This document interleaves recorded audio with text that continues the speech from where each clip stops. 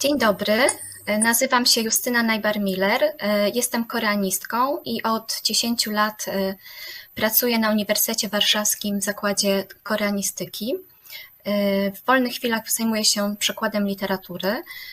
Chciałabym przedstawić Państwu koreańską autorkę Hangang, która jest mi szczególnie bliska, ponieważ miałam ogromną przyjemność tłumaczyć jej utwory na język polski. Hangang urodziła się w Gwangju w 1970 roku. Na scenie literackiej zadebiutowała jako poetka, publikując wybrane wiersze na łamach prestiżowego czasopisma Munhak Gwasahue, czyli Literatura i Społeczeństwo. Było to w 1993 roku. Przeważającą część jej twórczości stanowią jednak utwory pisane prozą. Hangang jest autorką 3 zbiorów opowiadań, do których należą m.in. Owoce mojej kobiety, a także 6 powieści, takich jak Czarny jeleń, Twoja zimna dłoń, Wegetarianka, Idź wieje wiatr, Lekcja greki, Nadchodzi chłopiec. Jest także autorką zbioru esejów pod tytułem Tkliwie nucone piosenki, do którego załączyła nagraną przez siebie płytę, tomiku poezji pod tytułem Schowałam w szufladzie zmierzch, zbioru poetyckiej prozy pod tytułem Biała książka, czy też Biała elegia i 2 książek dla dzieci, a także okazjonalnie artystką, performerką. Hangang jest laureatką wielu prestiżowych nagród koreańskich. Jej utwory były tłumaczone na wiele języków, doczekały się ekranizacji i trafiły na deski teatrów.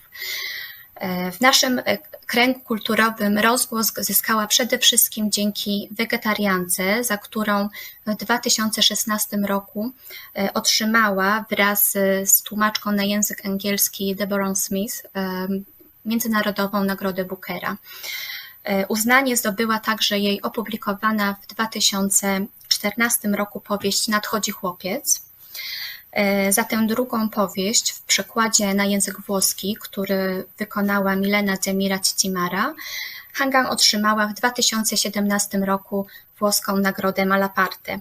Została też wyróżniona poprzez zaproszenie do udziału w realizowanym w Norwegii projekcie Biblioteki Przyszłości. I w 2019 roku przekazała na rzecz projektu rękopis swojego dzieła, które ma zostać opublikowane w 2114 roku jako jedno z publikowanych przez stulecie, jako jedno zgromadzonych przez stulecie dzieł. Hangang 선생님, 안녕하세요. 안녕하세요. I 인터뷰를 dzień dobry. 이 인터뷰를 준비하면서 보니 선생님이 와르샤바에 오신 지 벌써 7년이 지났더라고요. 와르샤바에서 계시는 동안 카페에서 만나서 재밌는 이야기도 많이 나누었잖아요. 다시 한번 폴란드나 한국에서 만날 수 있으면 얼마나 좋겠어요.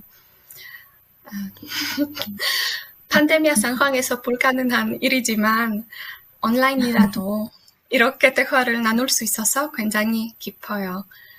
저들을 받으시고 건각 문학 페스티벌에 참가해 주셔서 대단히 감사합니다.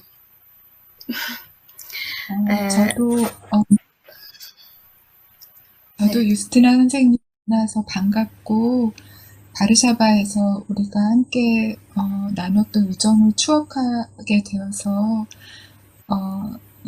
오늘을 앞두고 행복하게 지냈고요. 저를 초대해 주신 콘라드 페스티벌에 감사드립니다. 네,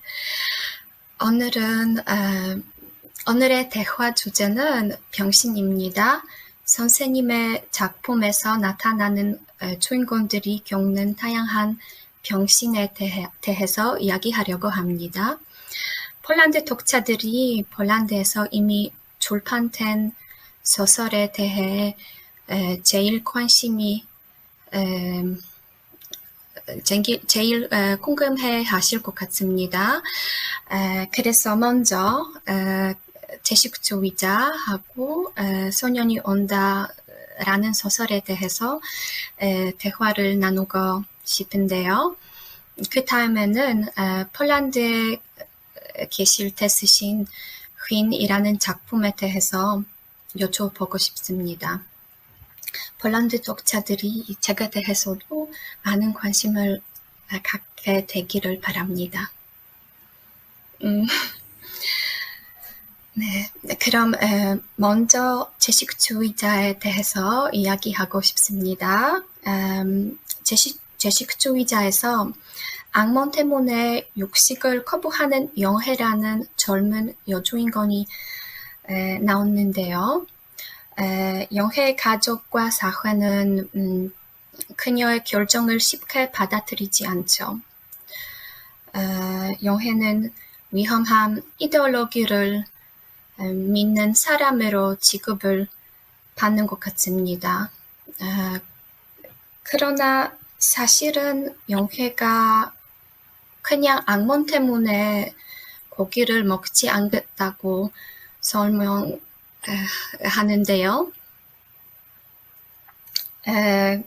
그렇다면 그녀가 채식주의자라고 할 수 있을까요? 무슨 이데올로기를 믿는 사람이라고 할 수 있을까요? 영혜는 이 소설 속에서 자신의 목소리를 가지지 못하고 세 명의 인물들의 어떤 대상으로서 존재해요. 그래서 그 세 명의 인물들이 이 세 파트에서 각자 이제 영혜에 대한 진술을 계속 해가는 그런 형식을 이 소설은 가지고 있고요. 그리고 영혜가 말하는 부분은 파트 1에 있는 이제 악몽에밖에 없어요. 그런데 이 채식주의자라는 이름조차도 사실은 그렇게 영혜를 어떤 대상으로 두고 있죠. 그래서 정말로 영혜의 어떤 진실을 붙잡기보다는 계속 이 세 인물들이 계속 실패하고 있는데 어쩌면 이 소설의 제목 역시 영혜의 진실을, 영혜의 가장 중요한 본질을 이제 포착하지 못하고 있고 의도적으로 그런 제목을 제가 붙였던 것이죠. 그래서 영혜는 그냥 자기 자신을 구원하기 위해서 자신이 인간이라는 것을 받아들이고 싶어 하지 않아서 채식을 하시고 나중에는 모든 먹을 것을 거부했던 것이라서 이념으로서의 채식주의하고는 사실은 그렇게 일치하지는 않아요. 네, 그런데 채식주의자는 정치적인 책이라고 말할 수 있습니까? 사실은 개인적인 것과 정치적인 것을 우리가 정확하게 선을 그어서 나눌 수가 없죠. 아주 개인적으로 보이는 것도 정치적인 것이고 아주 정치적으로 보이는 것도 사실은 아주 사적인 것이기도 하죠. 그래서 그런 의미에서 채식주의자는 정치적인 소설이라고 생각해요. 그리고 채식주의자는 3분의 2의 부분이 남성 화자에 의해서 말해지고 있지만 사실은 두 자매거든요. 영인이에. 그래서 이 조용하게 비명을 지르는 이 두 여자의 이야기이기도 하고 그리고 인간의 폭력성을 거부하기 위해서 목숨을 걸고 있는 제 주인공에 대한 이야기이기도 하고 그리고 정상성과 광기의 경계는 무엇인지 묻고 있는 소설이기도 해요. 그래서 그런 의미에서 정치적인 소설이라고 생각합니다. 영혜는 결국 자신이 나무가 된다고 믿으면서 먹는 것을 완전히 포기합니다. 선생님께서 20년 전에 비슷한 모티프를 이용하셨죠. 내 여자 열매라는 단편소설에서 아내가 나무로 변신하는 과정을 관찰할 수 있죠. 평론가 환도님은 식물로의 병신은 새로운 탈주의 방식이 된다고 쓰셨습니다. 그리고 안내가 동물의 몸, 욕망의 몸을 벗고 자유를 향해 비상한다고 판단하셨어요. 선생님도 내 여자 열매하고 제식주의자를 쓰실 때 여자가 나무로 변신한다는 모티프를 이렇게 생각하셨어요? 나무로의 사실은 변신은 일종의 해방이라고 할 수 있을까요? 제가 그 단편 소설을 쓰던 당시에는 나중에 이 여자가 이제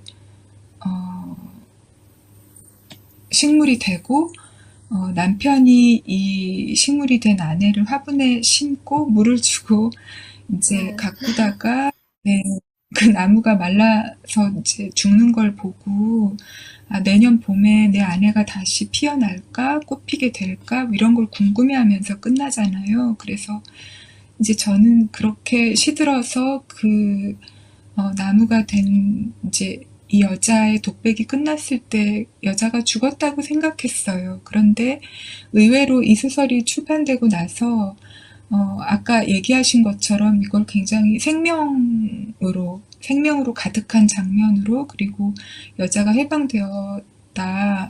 뭔가 이런 식으로 탈주를 감행했다. 이렇게 이야기하는 경우가 많았는데 그래서 그때 생각한 게 나의 몸속에 생명이 가득하기 때문에 그래서 이렇게 읽혔나 보다. 내가 심지어 죽음에 대해서 그린다고 생각했지만 독자들은 생명을 읽었구나라고 깨닫게 되었었어요. 그리고 이제 몇 년이 지나서 채식주의자를 쓸 때는 이제 내 여자의 열매 아주 어둡고 격렬한 변주인데요. 훨씬 현실적이고요. 그래서 그때는 이제 그런 어떤 초자연적인 일은 일어나지 않게 되고 어떤 뭔가 처절한 그런 이제 현실이 이제 들어오게 되는 그런 변주의 과정이었습니다. 영해는 번역이 없는 정체를 갈망하지만 음식을 거부하는 것도 일종의 자기 번역이 아닌가요? 영해는 음식을 거부하면서 점차 죽음에 다가갔죠. 그래서 그녀의 사고 방식을 쉽게 이해하기가 어려워요. 영해를 이해하려는 사람이 한 명 있는데 바로 인해라는 언니예요. 인해도 고통스러운 일을 많이 겪고 인생 자체에 실망한 인물이죠. 영해와 달리 나무가 되고 싶지 않지만 그늘 가지고 자살하러 등산해 본 적이 있습니다. 그런데 산을 올라간 다음에 나무들을 바라보고 나무들이 하는 말에 귀를 기울이는 장면이 나오는데요. 인해도 변화를 원하지만 영해와 달리 살아가는 것을 선택합니다. 두 주인공 중에 누가 선생님 인생 철학에 더 가까운 인물인가요?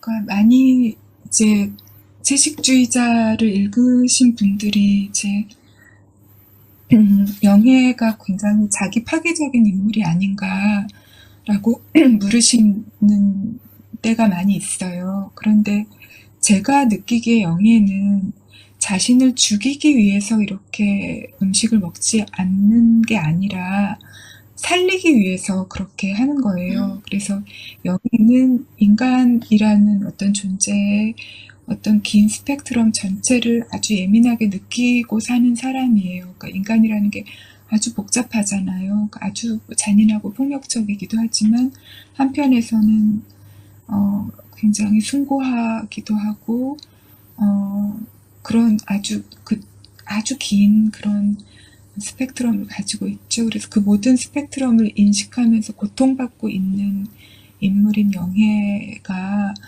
이제 육식으로 상징되는 인간의 폭력을 거부하고 자신을 구하기 위해서, 그러니까 죽이기 위해서가 아니라 자신을 오직 구하기 위해서 이런 채식과 그리고 채식을 감행하게 되고, 심지어는 자신이 더 이상 인류에 속하지 않는다고, 인류의 일원이 더 이상 아니라고 믿으면서 모든 음식을 거부하기까지 하는 거예요. 그래서 사실은 영해 우주에서는 영해가 정상이고 세계가 미친 것이죠. 네. 그리고 영해 우주에서는 영해는 살려고 하는 것이고 구원받고자 하는 것이고 자신을 스스로 구하려는 것이에요. 그런데 영해 바깥의 세상에서 보면 영해는 자신을 해치려는 것처럼 보이고 그런 아이러니가 이제 있는 거죠. 그래서 영해가 자신을 살리려고 애쓰면 애쓸수록 죽음에 가까워지는 이런 아이러니가 있게 되고요.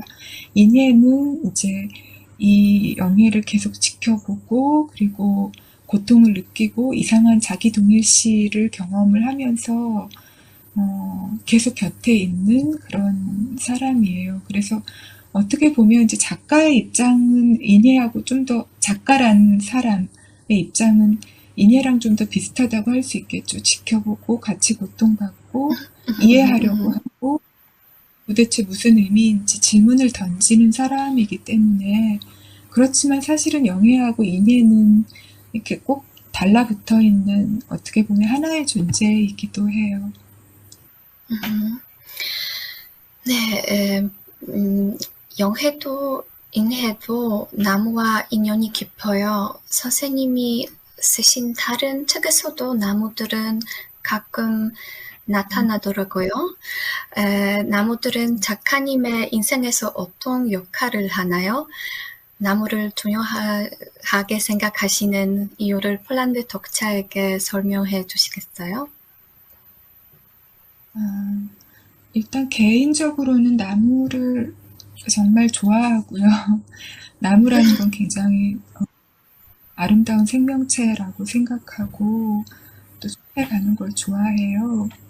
그런데 이제 채식주의자 속에서의 나무는 실제로의 식물들하고는 좀 달라요. 그러니까 실제로 다큐멘터리나 관련된 책들을 보면 나무들도 투쟁을 하고 빛을 조금이라도 더 뺏으려고 다른 식물들을 해치기도 해요.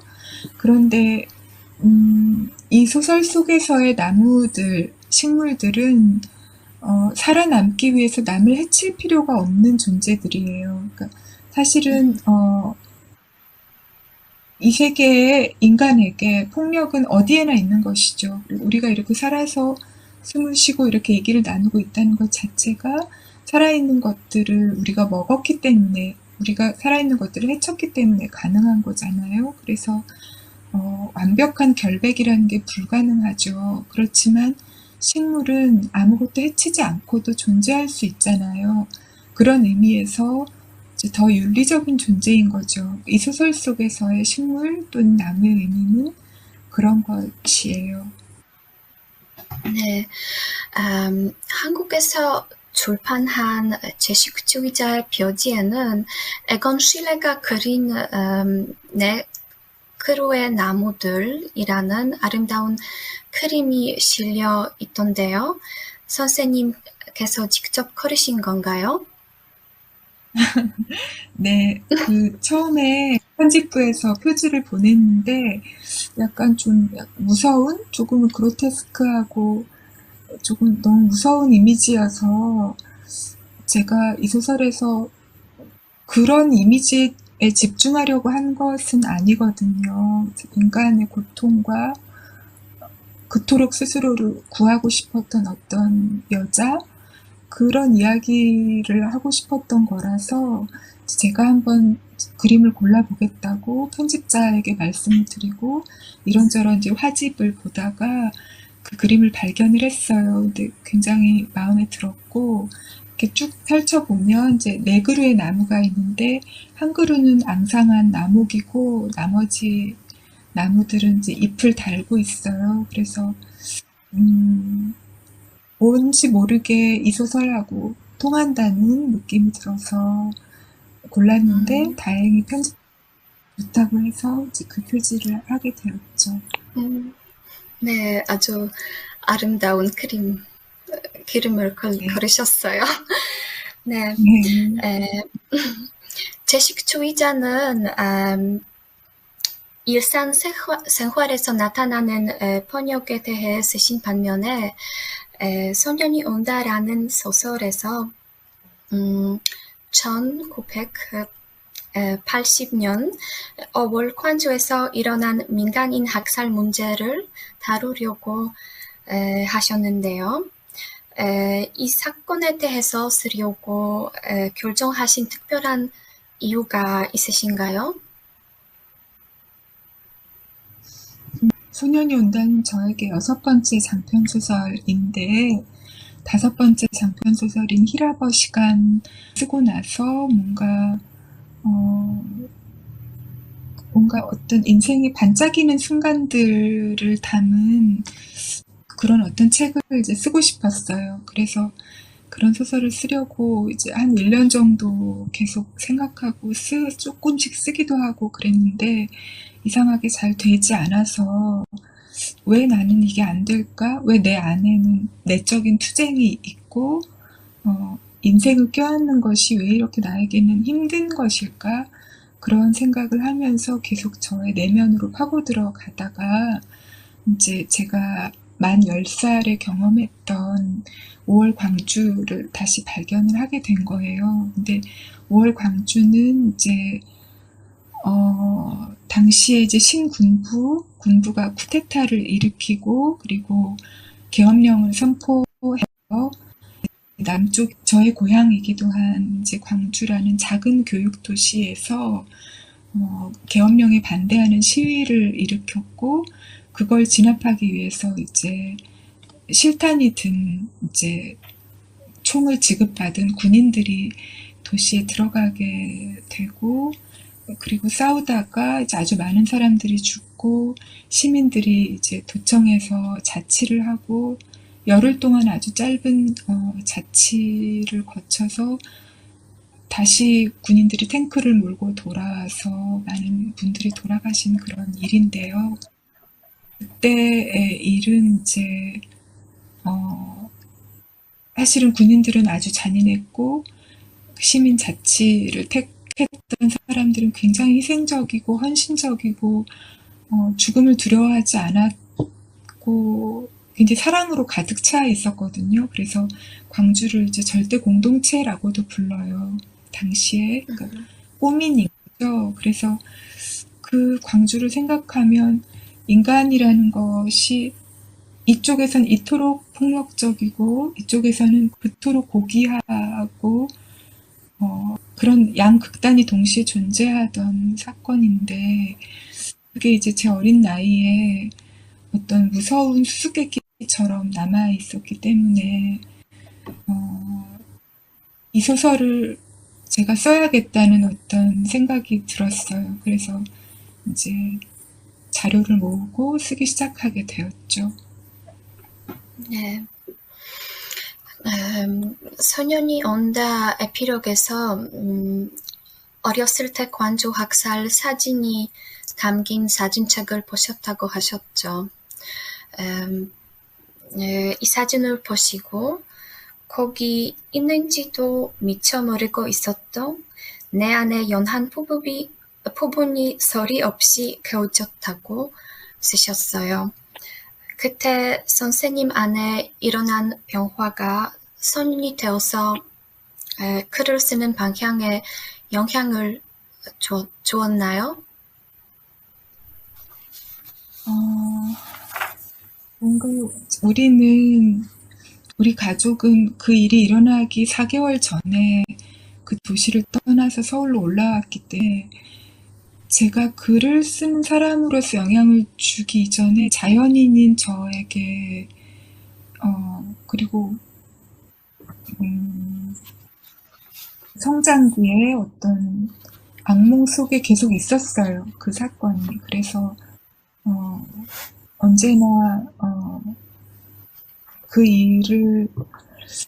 일이 뭔가 악몽의 언저리에 계속 머무른다고 할까요? 그런 경험이었어요. 근데 나중에 이제 그 일을 광주에 대해서 소설로 쓴 소설가들이 많이 있었기 때문에 이제 저는 이 소설을 제가 굳이 내가 또 쓸 필요가 있나 뭐 이런 생각을 하고 있어서, 근데 어떻게 보면 제가 인간에 대한 의문을 갖게 한 사건이기 때문에 어쩌면 소년이 온다를 쓰기 전에 썼던 5편의 장편 소설이나 다른 단편 소설들에도 영향을 당연히 주었겠죠. 그래서 어떤 내 안에 있는 인간에 대한 질문, 뭐 내적인 투쟁 이런 것들이 다 연결되어 있어서 영향을 주었다고 할 수 있겠어요.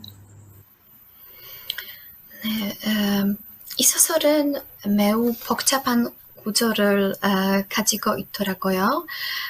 잠마다 관조 학살 때 일어난 일 때문에 고통을 겪는 다른 인물이 등장하는데요.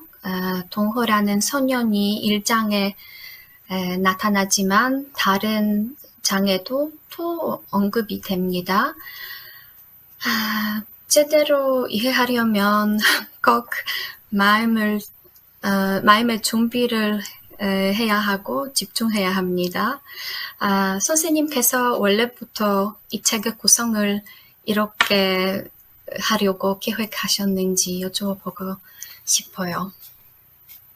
네, 이 소설의 이제 한국어 제목이 소년이 온다인데, 이 소설은 1장과 2장은 1980년이고요. 3장은 1985년, 4장은 1990년, 5장은 2002년, 그 다음에 6장은 2012년이고 에필로그는 현재로 수렴을 하는데요. 그래서 이 소년이 이제 물론 80년 5월에 도청에서 살해되지만 계속해서 이 소설에서는 이 동물을 너라고 부르는 생존자들이 등장해요. 그래서 너라는 것은 이제 이런 2인칭의 사람은 부르면 거기 있는 거잖아요. 없더라도 있다고 생각해야 부를 수 있는 거잖아요. 그래서 우리가 부름으로써 계속 어둠 속에서 이렇게 떠올라서 우리 앞에 있게 되는 건데요. 그런 생각 자체를 이제 구조로 만들어서 계속해서 소년이 80년 5월로부터 현재에 이르기까지 이 각 챕터들을 건너서 우리에게 다가오는 것이에요. 그래서 그런 구성을 하게 되었어요. 관조 학살의 경험은 등장하는 인물에게 굉장히 장기적인 영향을 미칩니다. 주인공들이 구타, 투옥, 검문 등과 같은 다양한 유형의 신체적인 고통을 경험하게 됐죠. 그러나 훨씬 더 중요한 것은 시간이 오래 지나도 치유되지 않은 정신적인 상처입니다. 여기서 육체와 영혼의 관계는 매우 중요한 것 같아요. 등장 인물의 육체적, 정신적 고통을 묘사함으로써 집단적 전체성의 이미지를 만들려고 하셨습니까? 모두가 그 광주를 겪은 사람들에게 이제 새겨진 그런 아픔을 제가 그냥 같이 느끼고 싶다는 생각을 했어요. 제가 자료들을 모으면서 굉장히 새롭게 많이 알게 되었거든요. 그리고 1000쪽이 넘는 이제 900명의 증언자들이 증언을 한 증언록을 다 읽고 나니까 도대체 내가 이 소설을 어떻게 쓸 수 있을지 좀 근본적으로 저에게 묻게 되었고, 제가 할 수 있는 것은 제가 같이 느끼는 거라고 생각하게 되었어요. 소설의 양쪽에 처음과 끝에 촛불을 밝히고, 그리고 최대한 그분들 살아있는 사람 생존자든 살해된 사람이든 함께 느껴야 되겠다고 생각했어요. 그래서 저의 몸의 감각도 동원하고 저의 감정, 저의 마음 모든 것을 다 동원하게 된 것이죠. 그래서 몸의 감각과 정신적 고통 이게 다 그냥 하나로서 제가 그걸 겪으면서 제가 어떤 뭐라고 해야 되죠? 저를 빌려준달까요? 저의 몸과 마음을 빌려드린다고 생각하면서 써서 그렇게 신체와 정신이 뒤섞인 어떤 장면들이 계속 나왔다고 생각이 됩니다.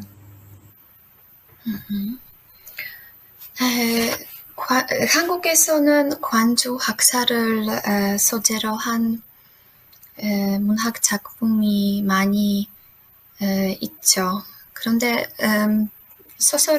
소년이 온다라는 소설이 젊은 세대에게 긍정적인 반응을 얻으며 일종의 관주에 들어가는 관문이 된다고 할 수 있어요.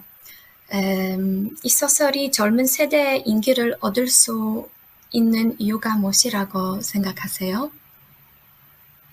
일단은 이 소설은 좀 늦게 나왔어요. 광주에 대한 소설로서는. 그래서 네. 80년대 그 일이 있었고 90년대 그리고 2000년대 초까지만 해도 광주에 대한 소설들이 나왔고 광주에 대한 다큐멘터리 같은 거 이제 시간이 지나면서 이제 조금 잊혀지기도 했고 제가 당시에 소년이 온다를 쓰던 때 이제 우익 정부였기 때문에 광주 얘기 자체를 이제 많이 왜곡한 시도들이 여러 군데에서 일어나고 있는 시점이었어요. 그래서 이제 제가 그 당시 좀 젊은 작가로서 그 소설을 썼고 그리고 소설이 그렇게 길지 않고요. 그리고 뭔가 역사적인 사실만을 다루는 것이 아니라 어떤 살아서 느끼고 고통받고 아주 가까이 있는 어떤 존재들로서 그려갔기 때문에 그래서 역사적 증언만을 쓴 것이 아니기 때문에 그래서 더 접근하기가 쉬웠던 게 아닌가 생각이 들어요. 그러니까 제가 쓸 때 이 소설이 결코 딱딱하거나 어렵지 않기를 바랬고 그냥 제가 그들의 고통을 함께 느꼈던 것처럼 그리고 그들의 어떤 말할 수 없는 그러니까 내가 죽어도 좋으니까 도청에 남기로 선택했던 다음날 군인들이 들어올 거라는 걸 알면서도 그랬던 그들의 마음이 무엇인지를 그걸 생각하는 게 너무 괴로웠거든요. 그런데 그런 마음 그게 뭔지를 계속 생각하면서 제 마음을 다해서 뭔가 제가 이해한 것을 쓰려고 했어요. 그래서 그런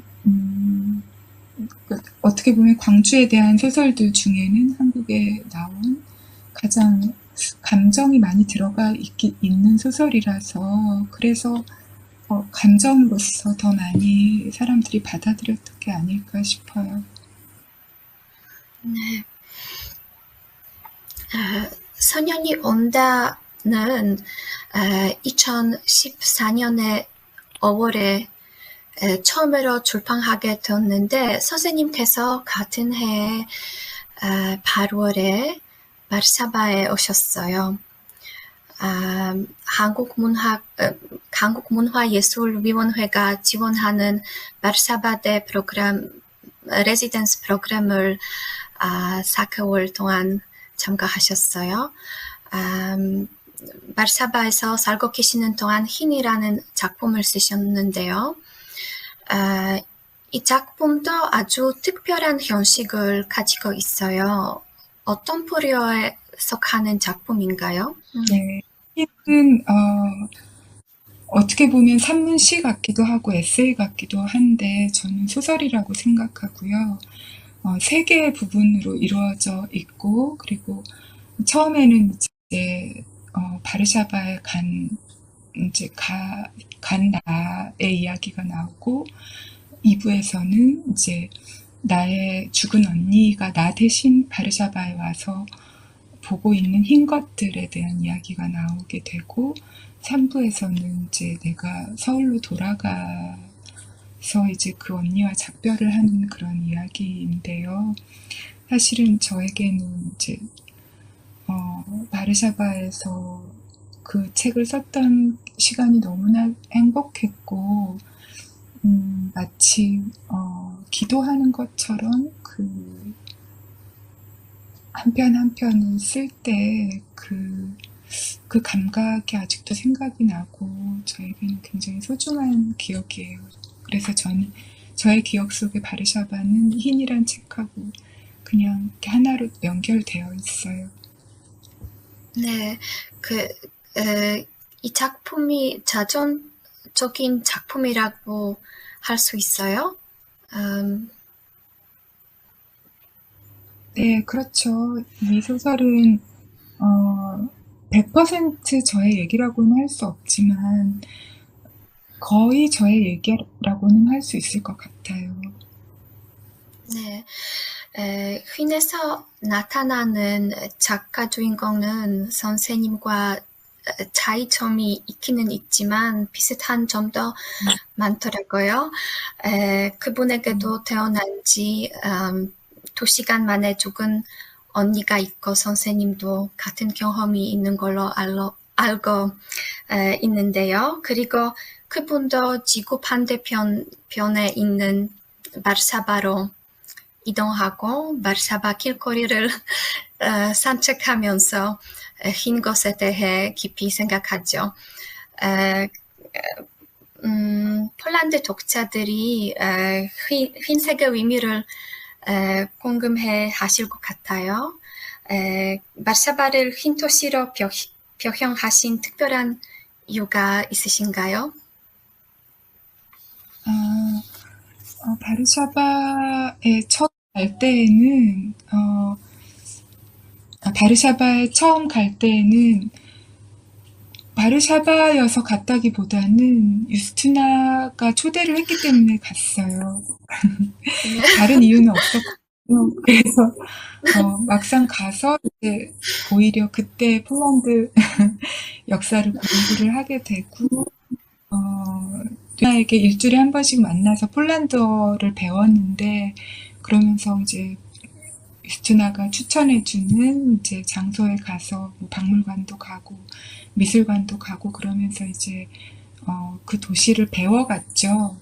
그리고 일요일이면 이제 와지엔키 공원에 가서 피아노 연주도 듣고 그런 시간을 보냈는데 그러면서 서서히 이제 바르샤바라는 도시가 어떤 일을 겪었는지 알게 되었어요. 그리고 이 부활한 도시라는 걸 알게 되었죠. 한번 완전히 파괴되었다가 새롭게 태어난 도시라는 걸 알게 되었고 문득 이제 나의 언니, 2시간 만에 세상을 떠났던 언니가 만약에 생명을 얻어서 나 대신 여기 있다면 그 언니의 운명이 이 도시의 운명하고 닮았다고 생각을 하게 되었고 그리고 한국어에서 흰은 그냥 하얗기만 그러니까 한국어에서 흰색을 가리키는 형용사는 2개가 있는데 하나는 흰이고 하나는 하얀이에요. 그런데 이 소설에서의 흰은 그냥 하얗고 깨끗하기만 한 색이 아니라 삶과 죽음이 같이 들어있는 애도의 의미가 있는 그런 쓸쓸한 흰색이거든요. 그래서 그런 흰 도시, 그리고 흰 사람, 그리고 그 사람에게 내가 주고 싶은 흰 것들, 그런 것들을 생각하면서 이 도시, 바르샤바를 흰 도시라고 제 마음으로 생각하게 되었어요. 네, 죽은 화자는 선생님, 죽은 언니에게 자기 몸을 건네고 언니에게 깨끗한 흰 곳을 보여주기 위해서 노력을 하죠. 그런데 언니의 눈으로 세상을 바라볼 때 세상을 다르게 보기 시작하고 그 결과로 마음의 변화가 이루어지는데요. 선생님도 바르샤바에서 흰이라는 책을 쓰실 때 마음의 변화를 경험하셨나요? 흰뿐만 아니라 다른 작품, 새로운 작품을 쓰실 때마다 조금씩 마음의 변화를 경험하게 되시나요? 어,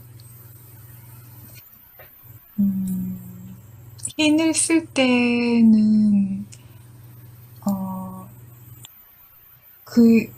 계속 그 언니에게 흰 것을 주고 싶고 언니의 눈으로 세상을 보게 되고 그러니까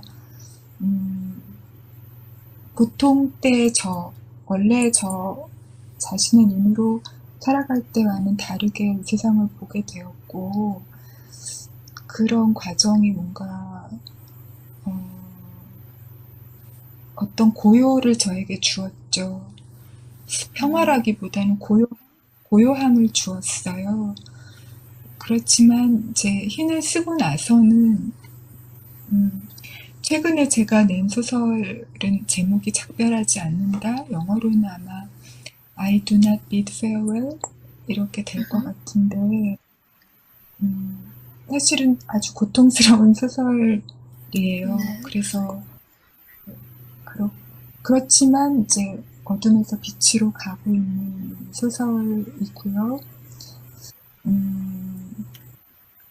네, 그래서 다음 소설이 흰처럼 쓰진 않았어요. 그러니까 흰은 어떻게 네. 보면 유일한 그냥 흰은 그냥 흰이죠. 다른 소설로 그렇게 이어지진 않았어요. 네. 작별하지 않는다에서 제주 학사를 다루려고 하셨죠? 네.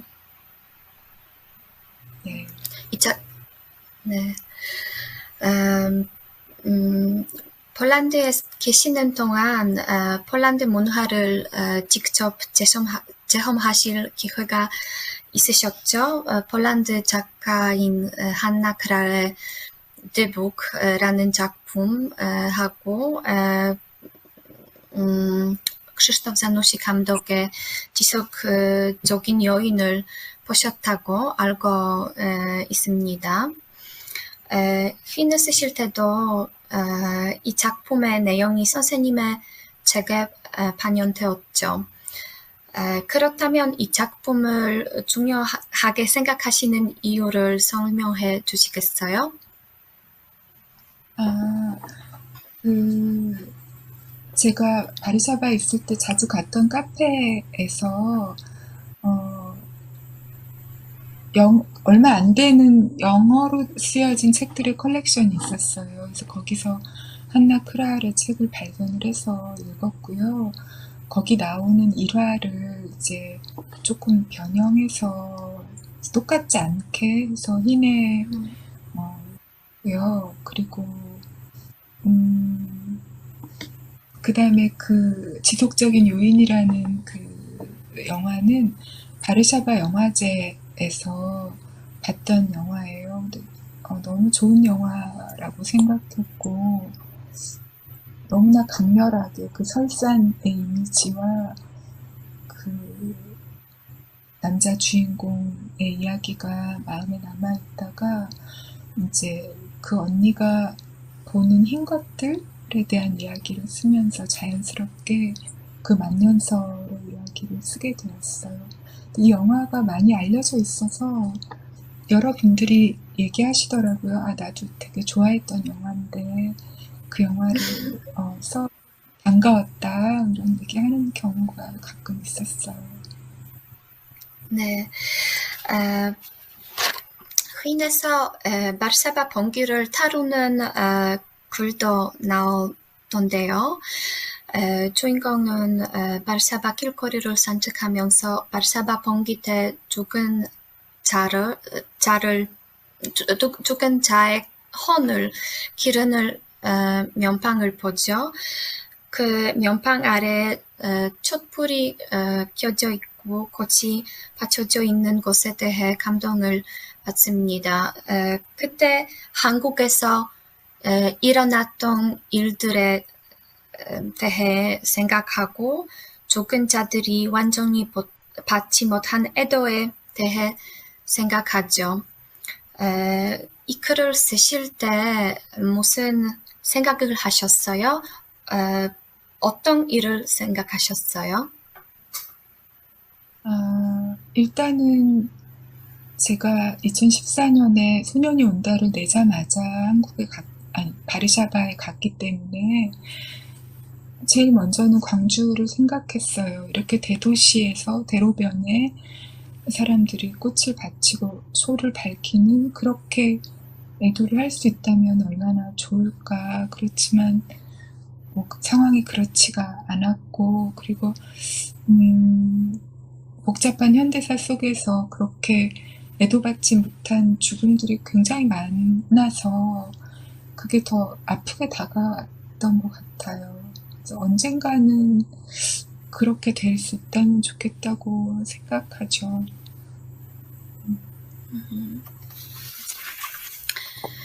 네, 과거에 일어났던 일을 기억하는 것은 인간 전체성의 중요한 부분이죠. 그래서 죽은 자를 꼭 기억해야 합니다. 선생님도 소년이 온다와 힘이라는 작품을 통해서 죽은 자를 애도하려는 노력을 하셨죠. 그런데 기억하는 것뿐만 아니라 미래에 대한 계획도 인간의 정체성의 중요한 요소라고 할 수 있습니다. 2018년에 노르웨이 미래도서관 프로젝트에 초대를 받으셨고, 다음 해 사랑하는 아들에게라는 글을 전달하셨죠. 이 텍스트는 2114년에 공개될 예정인데요. 이 글을 쓰시려면 이렇게 먼 미래가 올 거라 믿으시고 미래 독자를 상상해야 하셨죠. 100년 후의 사람들이 지금의 사람들과 차이점이 많이 있을 거라고 생각하시나요? 그들은 어떤 문제에 직면하게 될까요?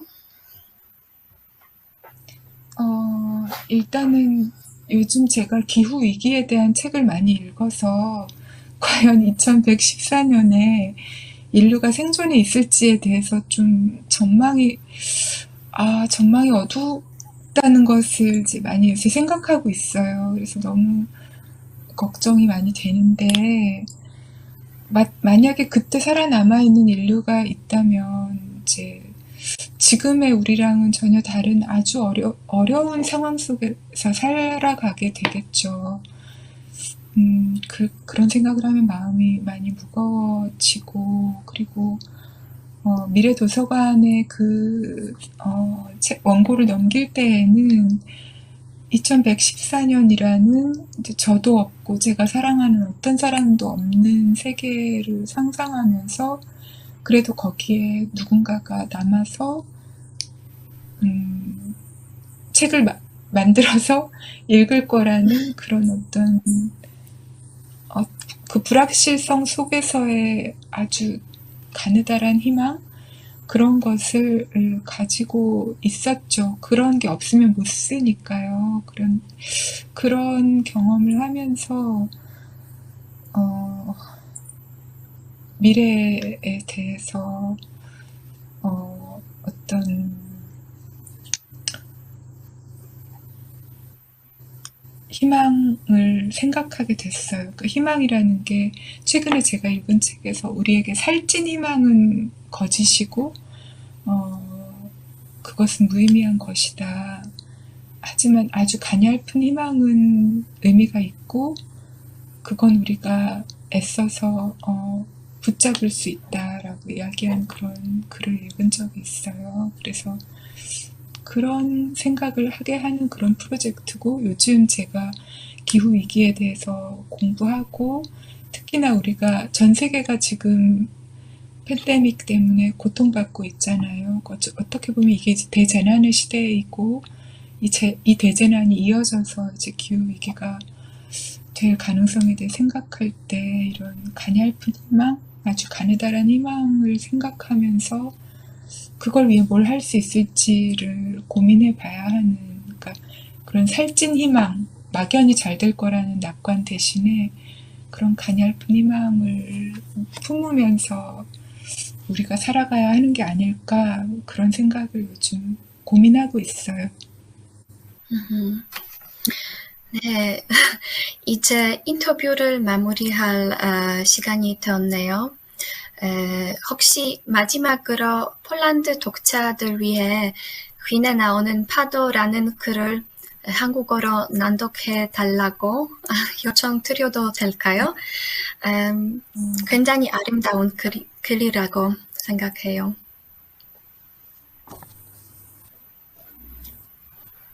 파도, 멀리서 수면이 솟아오른다. 거기서부터 겨울바다가 다가온다. 힘차게 더 가까이 밀려온다. 파고가 가장 높아진 순간 하얗게 부서진다. 부서진 바다가 모래펄을 미끄러져 뒤로 물러난다. 물과 물이 만나는 경계에 서서 마치 영원히 반복될 것 같은 파도의 움직임을 지켜보는 동안, 그러나 실은 영원하지 않다. 지구도 태양계도 언젠가 사라지니까 우리 삶이 찰나에 불과하다는 사실이 또렷하게 만져진다. 부서지는 순간마다 파도는 눈부시게 희다.